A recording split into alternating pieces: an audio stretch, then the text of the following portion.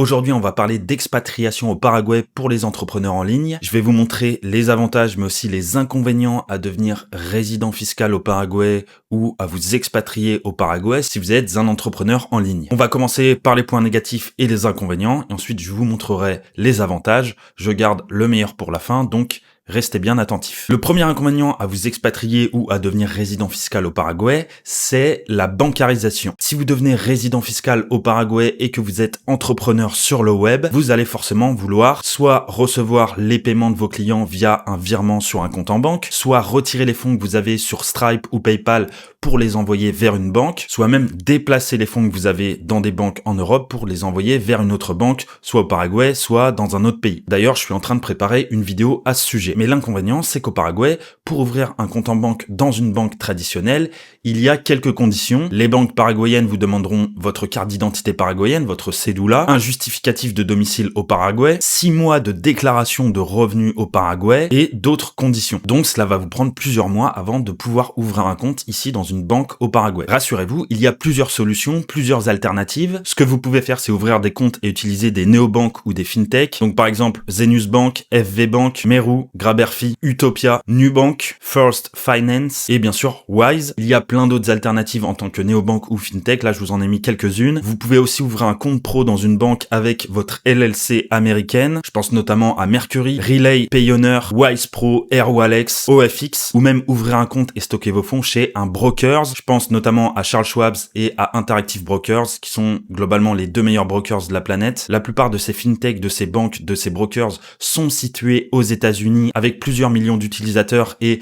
plusieurs millions d'euros de chiffre d'affaires, voire plusieurs milliards d'euros de chiffre d'affaires. Globalement, ce sont les solutions les plus fiables pour stocker vos fonds et pour pouvoir retirer du cash via un ATM avec une carte physique. Après, comme solution ultime, vous pouvez aussi faire un voyage aux États-Unis ou au Panama pour aller ouvrir des comptes bancaires en physique sur place dans des banques traditionnelles. Mais pour info, sachez que les banques paraguayennes sont de plus en plus ouvertes aux étrangers. Ça progresse. Les conditions sont de plus en plus souples pour pouvoir ouvrir un compte ici dans des banques traditionnelles au Paraguay. La question, c'est où est-ce que vous allez stocker vos fonds, quelle quantité de fonds vous avez à stocker et est-ce que l'endroit où vous allez envoyer vos fonds est sécurisé. Pour le reste, vous pouvez très bien vous expatrier et devenir résident fiscal au Paraguay sans avoir de compte bancaire au Paraguay. Vous devrez simplement utiliser des plateformes, des services, des banques, des néobanques qui sont situées à l'extérieur du Paraguay, dans un autre pays. C'est tout à fait possible. L'avantage d'avoir un compte bancaire au Paraguay, c'est que vous allez pouvoir profiter des cashbacks, car oui, quand vous avez une carte bancaire dans une banque paraguayenne, vous avez jusqu'à 40% de remboursement sur certains achats ici au Paraguay. Ça, c'est le gros avantage. Et de l'autre côté, l'autre avantage de stocker des fonds dans une banque américaine ou chez un broker américain, c'est que vous avez des protections sur vos fonds. Et surtout, si vous avez du dollar, vous avez un pouvoir d'achat de plus en plus important ici au Paraguay parce que le taux de conversion dollar-guarani est de plus en plus intéressant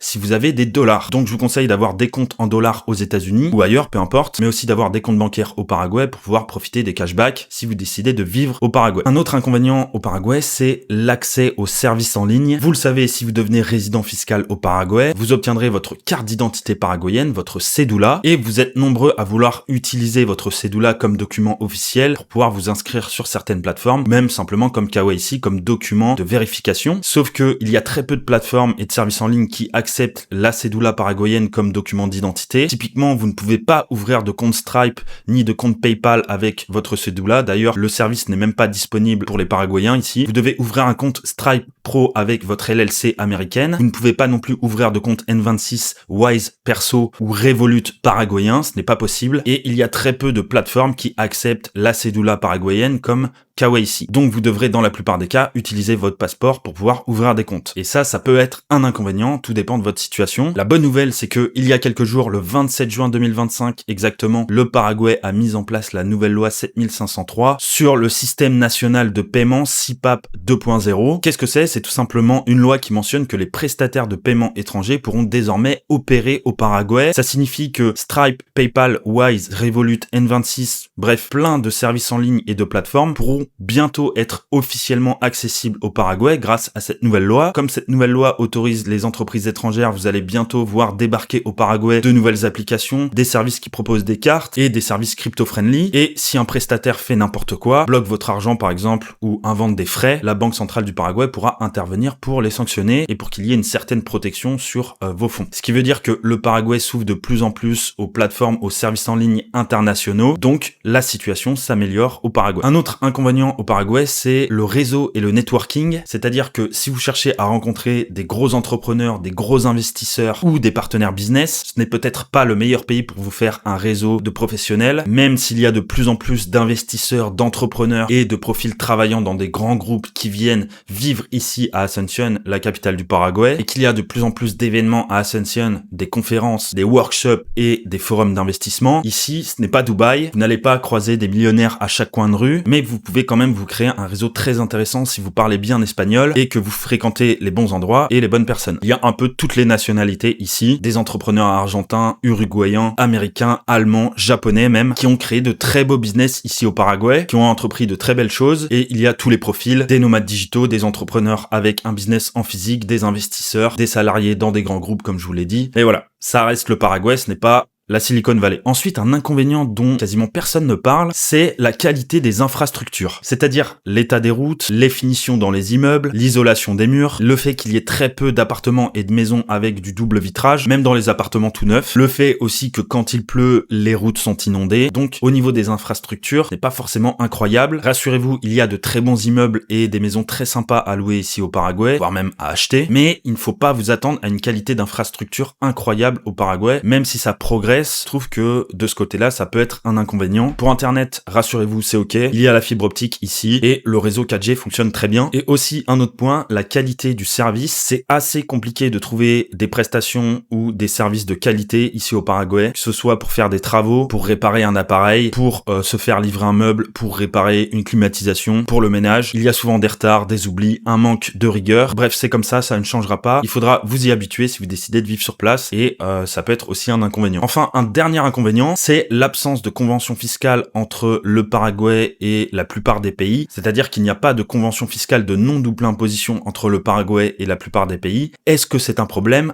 Absolument pas. Je vais vous expliquer pourquoi. D'abord, qu'est-ce que c'est qu'une convention de non-double imposition ? Eh bien, c'est tout simplement un accord signé entre deux pays qui permet d'éviter qu'une personne soit imposée dans les deux pays, c'est-à-dire son ancien pays et son nouveau pays, entre guillemets, d'expatriation ou sa nouvelle résidence fiscale. Le Paraguay n'a signé des accords de non-double imposition qu'avec très peu de pays. Il n'y a pas d'accord de non-double imposition entre le Paraguay et la France, ni même entre le Paraguay, la Belgique, la Suisse et le Canada, et la plupart des pays d'Europe, sauf l'Espagne. Mais ce n'est pas un problème si vous décochez bien toutes les cases qui font de vous un résident fiscal français, belge, suisse ou canadien. Si vous décochez bien toutes les cases qui font de vous un résident fiscal dans le pays où vous êtes actuellement, il n'y a aucun problème, vous ne serez plus imposé dans le pays dans lequel vous êtes actuellement et vous serez complètement résident fiscal au Paraguay. Et j'aimerais aussi détruire un mythe qui circule, c'est que ce n'est pas parce qu'il y a une convention fiscale de non-double imposition entre un pays A et un pays B que vous êtes 100% protégé et que vous pouvez faire n'importe quoi. Par exemple, si vous prenez Dubaï, il y a une convention entre les Émirats et la France, mais tout en bas de la convention, il y a une clause anti-abus bien cachée à l'article 18 paragraphe 6 qui nous dit grosso modo que même s'il y a une convention fiscale entre les Émirats et la France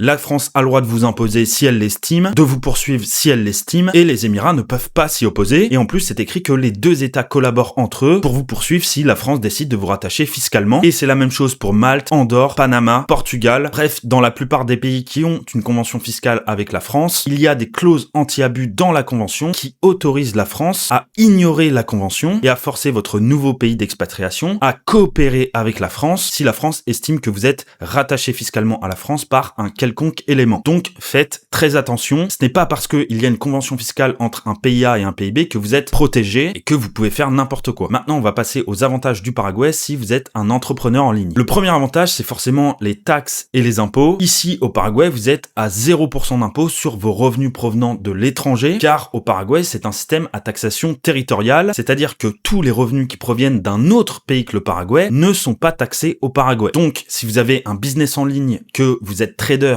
e-commerçant, consultant, freelance, bref, que vous avez une activité en ligne avec une LLC américaine, c'est l'idéal, vous serez à 0% d'impôt au Paraguay, c'est inscrit dans la loi paraguayenne. Et si vous souhaitez ouvrir une entreprise en physique au Paraguay, c'est-à-dire un restaurant, une boulangerie, une entreprise de menuiserie, peu importe, vous serez imposé à 10% sur les bénéfices au Paraguay. Mais si vous êtes un entrepreneur en ligne, vous ne devez pas créer d'entreprise au Paraguay, vous devez créer une LLC américaine exonérée d'impôts ou une société en ligne à l'étranger pour pouvoir profiter des 0% d'impôts ici au Paraguay. Ensuite, autre avantage, c'est que le Paraguay est le seul pays au monde à permettre la résidence fiscale sans présence physique. C'est-à-dire que vous n'avez pas besoin de rester vivre au Paraguay pour maintenir votre résidence fiscale. Alors que dans la plupart des pays, Malte, Panama, Andorre, Géorgie et bien d'autres pays, vous devez passer minimum 183 jours par an dans le pays pour pouvoir maintenir votre résidence fiscale. Au Paraguay, ce n'est pas le cas. Il n'y a pas de règle des 183 jours, mais il y a deux conditions. Vous devez revenir minimum une fois par an au Paraguay les 2 premières années, c'est-à-dire pendant votre résidence temporaire, et vous devez aussi maintenir votre RUC actif. Le RUC, c'est votre numéro fiscal paraguayen, et vous devez le maintenir actif tous les mois en faisant vos déclarations en ligne ici au Paraguay. Tout se fait en ligne, mais vous devez absolument faire vos déclarations, voire maintenir votre RUC actif, c'est-à-dire maintenir votre numéro fiscal actif, grosso modo, maintenir votre résidence fiscale. Et ensuite, au bout de 2 ans, à la fin de votre résidence temporaire, vous serez libre de revenir une fois tous les 3 ans au Paraguay pour maintenir votre résidence fiscale. Donc, c'est très honnête comme condition. Il n'y a pratiquement aucun pays qui propose ça. Et c'est pour ça qu'il y a autant de travailleurs en ligne qui viennent obtenir leur résidence au Paraguay. Un autre avantage, c'est que le Paraguay est un pays crypto-friendly. Il n'y a pas d'impôt sur les crypto-monnaies au Paraguay, pas d'impôt sur les plus-values, pas de flat tax, pas d'impôt non plus sur les swaps, et il n'y a pas de contrôle ni de réglementation sur les cryptos au Paraguay, sauf pour le minage des cryptos. Il n'y a pas non plus d'échange automatique de données entre les plateformes et le Paraguay. Bref, dans l'ensemble, c'est un pays crypto-friendly. Il y a de plus en plus de gens qui viennent ici au Paraguay pour pouvoir cash out sans passer par la case impôt, ou même pour pouvoir trader en toute liberté. Je ferai une vidéo complète sur la crypto au Paraguay, mais sachez que ici, c'est un pays crypto-friendly. Il y a même des entreprises comme X4T ici à Asunción qui vous proposent de cash out vos gains en crypto-monnaie jusqu'à $10 000 par mois sans justificatif. Et vous pouvez aussi investir dans l'immobilier en payant en Bitcoin ou même faire des gros achats en Bitcoin ici au Paraguay. Donc c'est très intéressant. Autre avantage au Paraguay, c'est le coût de la vie. Le Paraguay est l'un des pays les moins chers d'Amérique du Sud. Contrairement à ses pays voisins comme l'Argentine, l'Uruguay, le Chili ou dans des pays comme le Panama et le Costa Rica, ici le rapport qualité-prix est tout simplement imbattable. Je vous donne quelques exemples. Ici à Asunción, la capitale du Paraguay, un appartement meublé dans un édifice tout neuf dans le meilleur quartier de la ville, ça va vous coûter entre 450 et 600 euros par mois pour un appartement une chambre, et ça peut monter jusqu'à 800 euros par mois pour un appartement 2 chambres de 90 mètres carrés par exemple. Un caddie plein dans l'un des meilleurs supermarchés de la ville, ça va vous coûter entre 50 et 70 euros maximum. Un repas dans l'un des meilleurs restaurants de la ville, ça va vous coûter entre 15 et 25 euros grand maximum. Une course en Uber pour traverser la ville, ça va vous coûter pareil 7 euros grand maximum. Généralement, on est plus aux alentours des 3 voire 5 euros. Et une autre info intéressante, c'est que le taux de change dollar guarani et euro guarani est de plus en plus intéressant. Le guarani, c'est la monnaie du Paraguay, et plus le temps avance, plus votre pouvoir d'achat augmente si vous possédez des dollars ou des euros. Et ce qui est très intéressant, c'est que l'inflation ici au Paraguay, qui est vraiment très faible, ne rattrape pas la dépréciation du guarani face à l'euro ou au dollar. Donc, grosso modo, plus le temps avance, plus vous avez un pouvoir d'achat important ici au Paraguay. Et dernier avantage, c'est les conditions d'accès à la résidence au Paraguay. La résidence au Paraguay est globalement la résidence la plus accessible au monde. Vous n'avez pas besoin d'investir des centaines de milliers d'euros au Paraguay pour pouvoir obtenir votre statut de résident fiscal ou votre résidence, ni d'acheter un bien en immobilier au Paraguay. Vous pouvez, il y a la résidence par investissement ici au Paraguay, mais ce n'est pas obligatoire. Vous n'avez pas non plus besoin de justifier des revenus pour pouvoir obtenir votre résidence au Paraguay. Bref, c'est la résidence la plus accessible au monde. Vous devez simplement emmener avec vous 2 documents apostillés, votre acte de naissance apostillé et votre casier judiciaire bulletin numéro 3 apostillé pour pouvoir obtenir votre résidence, votre cédula, votre RUC et votre résidence fiscale ici au Paraguay. Ensuite, les démarches, elles, sont vraiment compliquées sur place. C'est un véritable labyrinthe administratif. C'est pour cette raison que moi et mes partenaires paraguayens, on prend en charge votre demande de résidence fiscale et personnelle ici au Paraguay. Ensuite, vous obtiendrez votre carte de résident, votre cédula, votre numéro fiscal paraguayen. Vous n'avez rien à gérer. Vous venez simplement avec vos documents et on s'occupe du reste sur place. Conclusion, il y a des avantages mais aussi des inconvénients à devenir résident fiscal au Paraguay. Paraguay. Je n'ai pas pu regrouper tous les avantages ni les inconvénients qu'il y a, mais j'ai prévu de créer d'autres vidéos à ce sujet. Donc abonnez-vous. Cette année, il va y avoir 40 000 demandes de résidence ici au Paraguay. C'est vraiment énorme comme un petit pays comme celui-ci et ça va continuer d'augmenter. Si vous avez aimé la vidéo, abonnez-vous et mettez un like. Et moi, je vous dis à très vite pour une prochaine vidéo. Hasta luego.